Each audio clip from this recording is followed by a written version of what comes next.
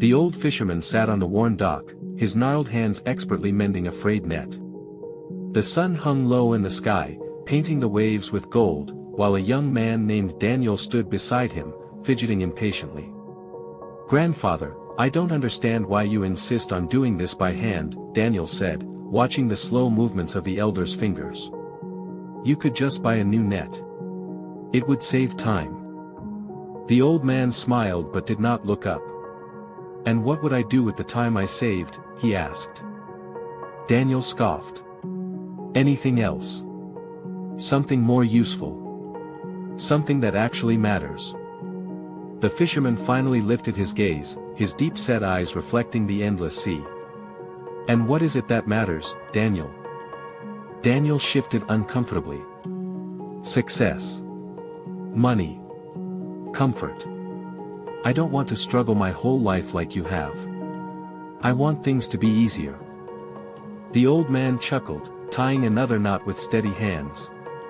"Easier is not always better," he said. "Come, let me tell you a story."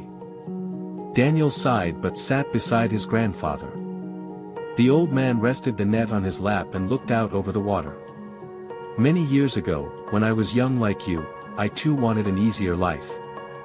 I fished, just as my father did, but I resented the long days and the unpredictable sea. One day, I met a merchant in the village who offered me a job on land, good pay, no danger, no endless waiting for fish that may never come. It sounded perfect. So, I took it." Daniel leaned forward, intrigued despite himself. "And? For a time, I was happy," the fisherman admitted. "I had steady income, fine clothes, and more food than I needed. But something was missing. My hands, once strong from hauling nets, became soft. My heart, once filled with the thrill of the ocean, grew restless. I realized that in making life easier, I had lost something precious." Daniel frowned. "But you were successful, weren't you?" The old man nodded. "By the world's measure, yes. But I was not at peace. You see, my boy, struggle is not our enemy. It is our teacher. It strengthens us, gives us purpose. It is only through hardship that we truly understand the value of what we have. So, I left the merchant's work and returned to the sea."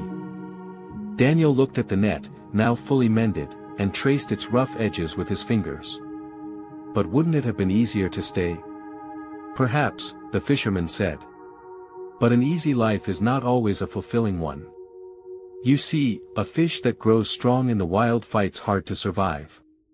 But a fish raised in calm waters, always fed, never challenged, is weak. When the storm comes, it is the strong fish that endures." Daniel stared at the waves, lost in thought. His grandfather patted his shoulder. "Do not fear the struggle, Daniel. Embrace it. Learn from it. For it is in hardship that we find our true strength."